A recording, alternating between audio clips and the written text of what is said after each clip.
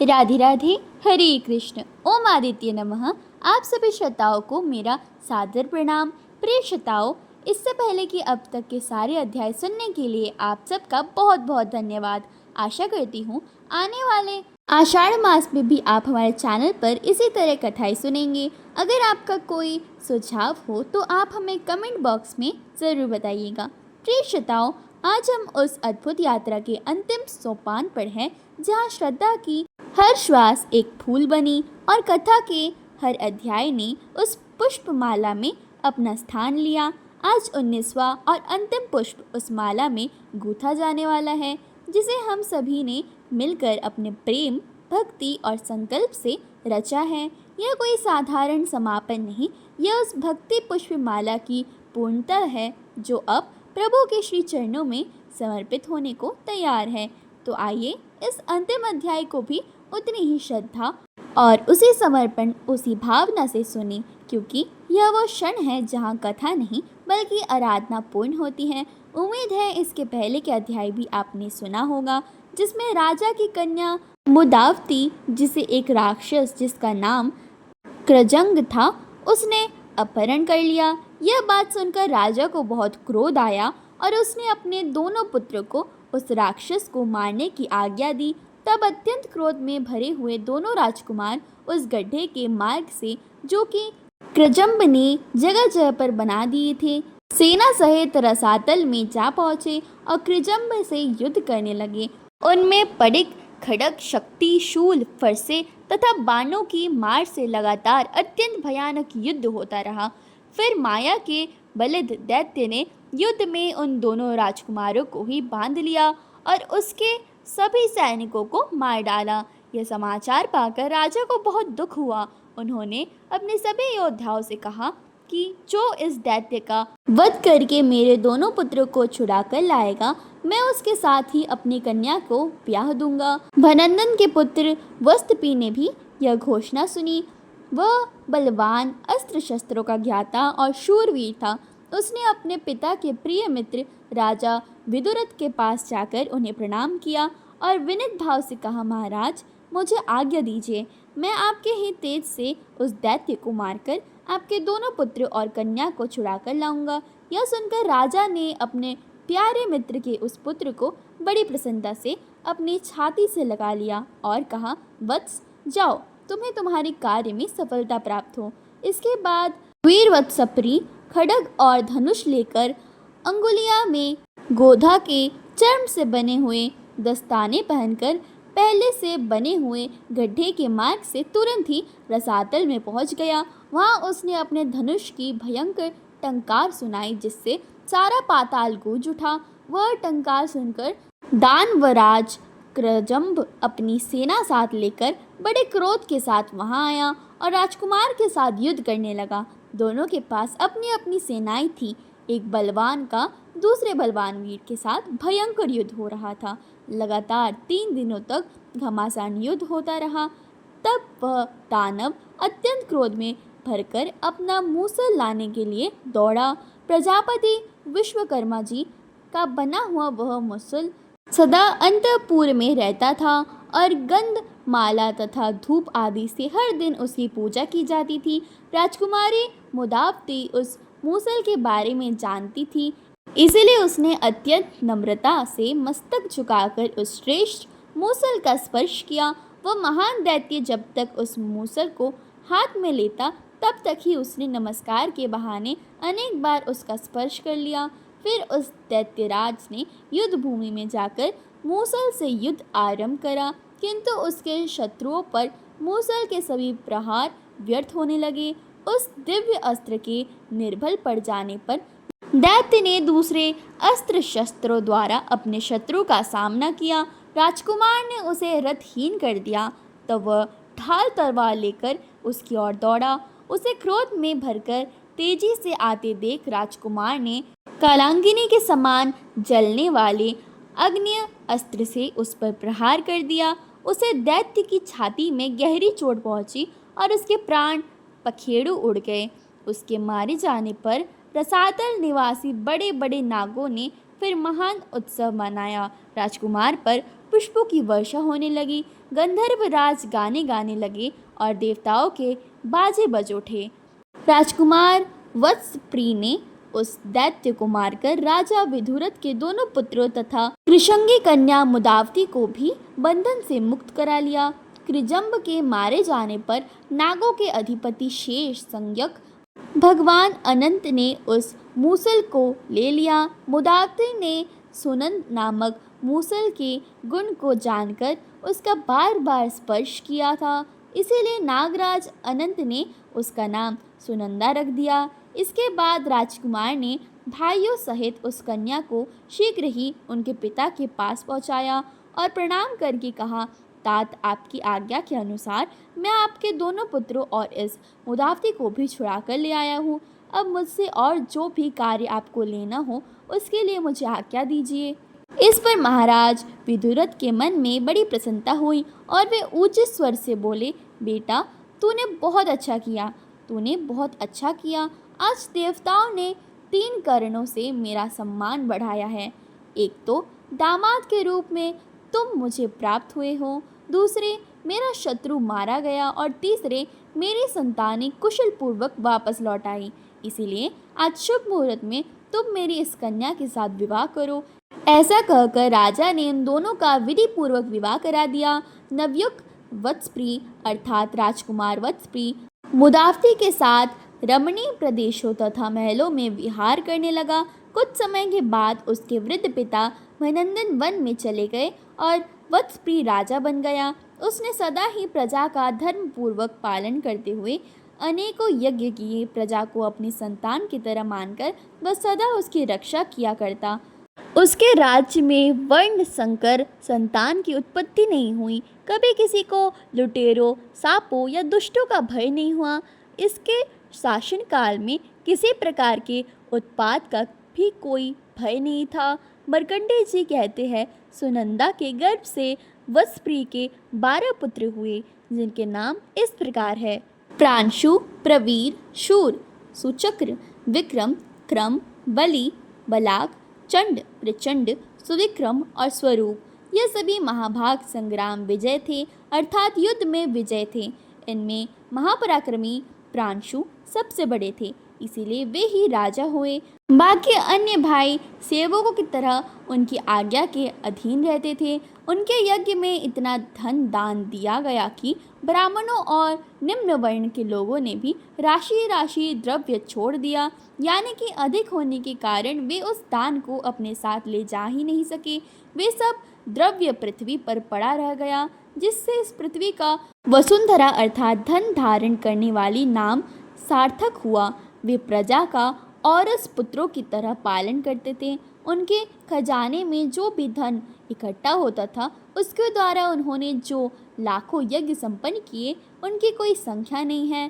प्रांशु के पुत्र प्रजाति थे।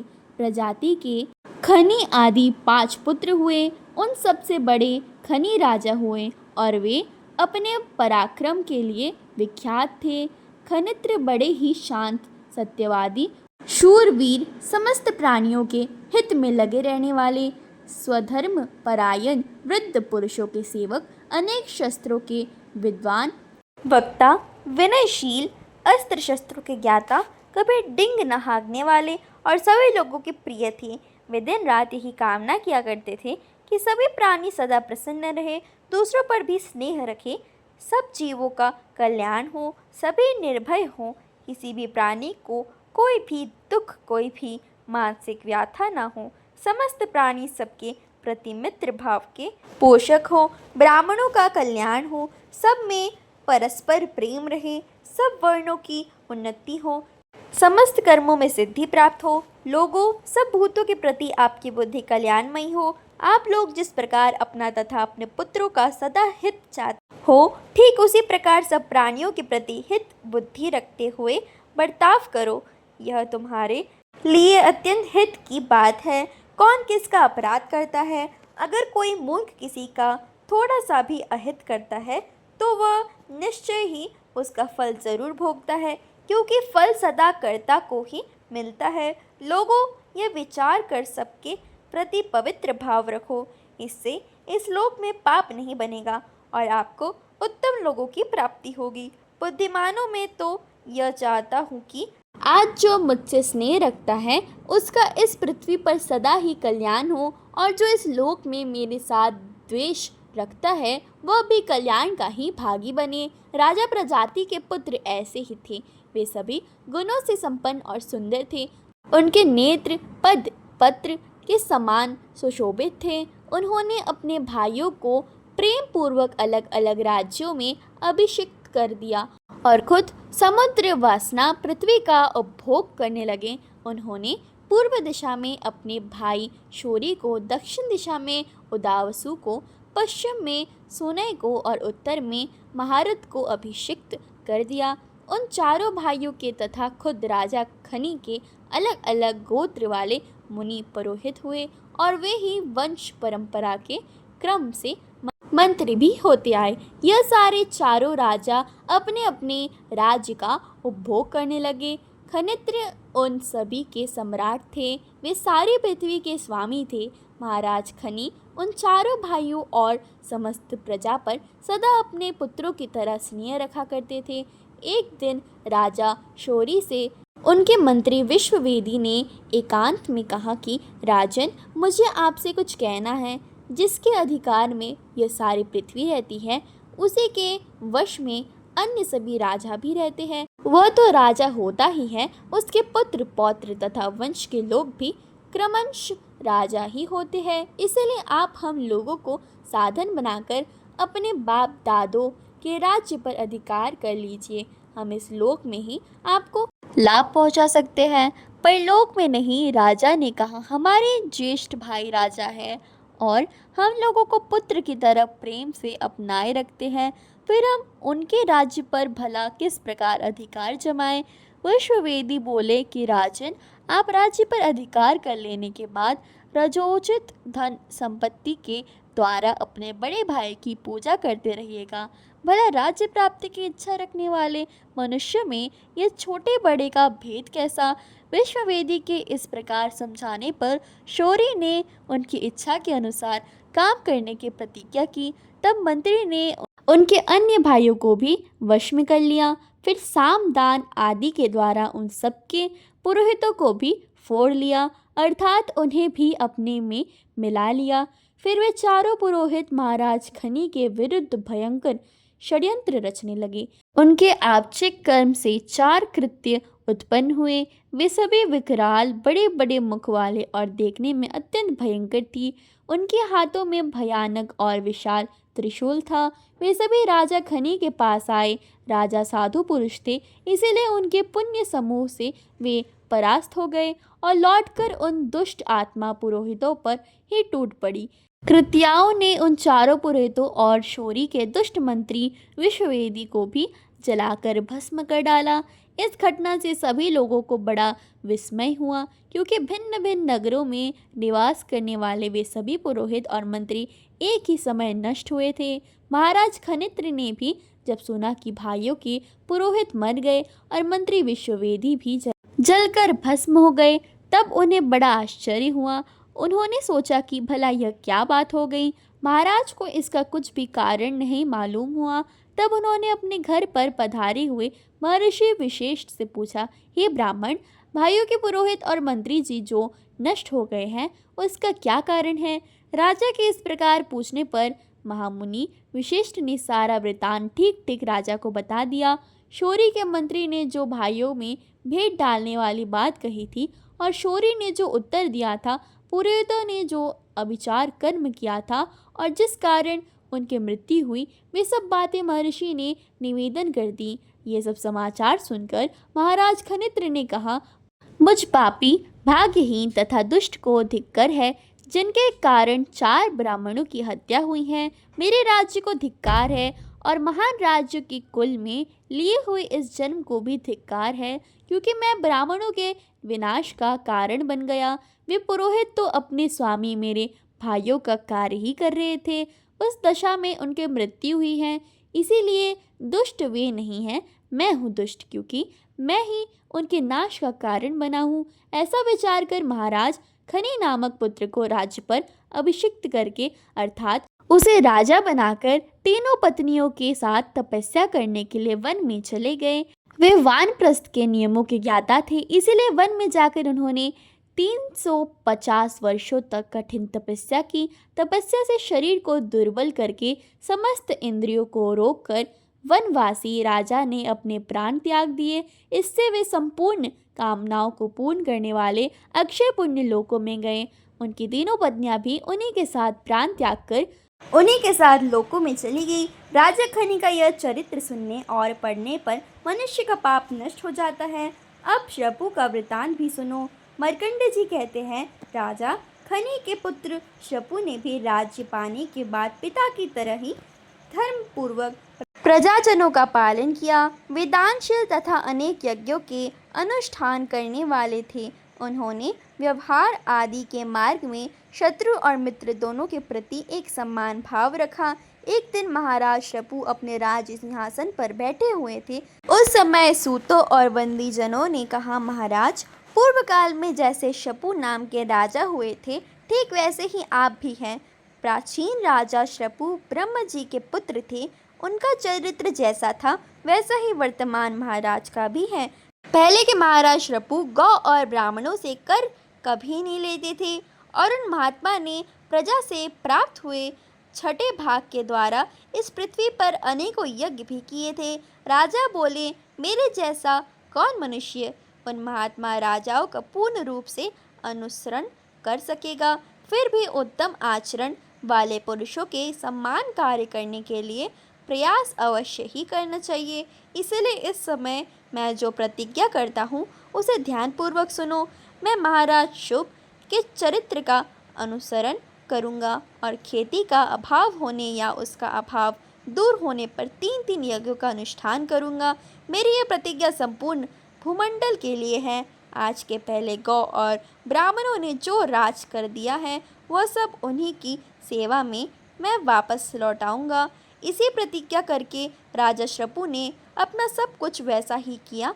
वे खेती मारी जाने पर अर्थात बारिश ना होने पर या अतिवृष्टि होने पर 3 यज्ञों का अनुष्ठान करते थे। पहले गौ ब्राह्मणों ने पूर्व के राजाओं को जितना कर दिया था उतना धन उन्होंने वापस लौटा दिया। राजा की पत्नी का नाम प्रथमा था और उनके गर्भ से वीर नामक उत्पन्न पुत्र पैदा हुआ। उसने अपने प्रताप और पराक्रम से पृथ्वी के सभी राजाओं को अपने वश में कर लिया था। विदर्भ राजकुमारी नंदिनी उसकी प्रियतमा पत्नी थी, जिसके गर्भ से उसने विवंश नामक पुत्र को जन्म दिया। विवश भी महाबलवान राजा हुआ। उसके शासनकाल में आबादी अधिक हो जाने से संपूर्ण पृथ्वी मनुष्य से भर गई थी। समय पर वर्षा होती, पृथ्वी पर खेती लहराती, खेती में अच्छे दाने लगते और दाने में पूर्ण रस भरे रहते थे, अर्थात वे धन धान्य से भरपूर रहते थे। वे रस मनुष्यों के लिए पुष्टिकारक होते, किंतु वह पुष्टि उन्माद अर्थात क्रोध या व्याकुलता पैदा करने वाली नहीं होती थी। लोगों के पास जो भी धन इकट्ठा होता वह कभी भी उसके गर्व का कारण नहीं बना। प्रजा स्वस्थ थी और सुहृद वर्ग भली भांति पूजित होकर प्रसन्नता प्राप्त करता था। राजा विवंश बहुत से यज्ञों का अनुष्ठान और पृथ्वी का भली भांति पालन करके युद्ध में मृत्यु पाकर यहाँ से इंद्रलोक में चले गए। विवंश का पुत्र खनी नेत्र हुआ, जो महाबलवान और पराक्रमी था। उसके यज्ञों में गंधर्वगण विस्मित होकर यह गाथा गाया करते थे कि खनी नेत्र के समान दूसरा राजा इस पृथ्वी पर नहीं होगा, क्योंकि उन्होंने 10,000 वर्ष यज्ञ पूर्ण करके समुद्र सहित ही सारी पृथ्वी दान कर दी थी। महात्मा ब्राह्मणों को समूची पृथ्वी का दान देकर उन्होंने तपस्या से द्रव्य इकट्ठा किया और उसके द्वारा पृथ्वी को छुड़ाया। राजा खनी नेत्र ने 67,767 यज्ञ किए थे और सब में पर्याप्त मात्रा में दक्षिणा भी दी थी। राजा को कोई पुत्र नहीं था, इसीलिए वे पाप नाशिनी गोमती नदी के तट पर गए और वहां मन, वाणी और शरीर को संयम में रखकर घोर तपस्या करने लगे। संतान के लिए उन्होंने इंद्र की स्तुति की। उनके स्तोत्र, तपस्या और भक्ति से संतुष्ट होकर देवराज इंद्र ने कहा, राजन, मैं तुम पर बहुत प्रसन्न हूँ, कोई वर मांगो। राजा बोले, हे देवश्वर, मुझे कोई पुत्र नहीं है, इसलिए आपकी कृपा से मुझे पुत्र प्राप्त हो। वह पुत्र समस्त शास्त्रधारियों में श्रेष्ठ, अक्षय ऐश्वर्य से युक्त, धर्मपालक और धर्मरज हो। देवराज ने तथास्तु कहकर आशीर्वाद दिया। राजा का मनोरथ पूर्ण हो गया। अब वे प्रजा का पालन करने के लिए अपने नगर में आए। आज की इस कथा के साथ ही ज्येष्ठ मास महात्म्य के सभी अध्याय पूर्ण हुए। आने वाले आषाढ़ मास में भी हमारे चैनल पर आप लगातार कथाएं ज़रूर सुनिएगा। हरे कृष्ण, राधे राधे।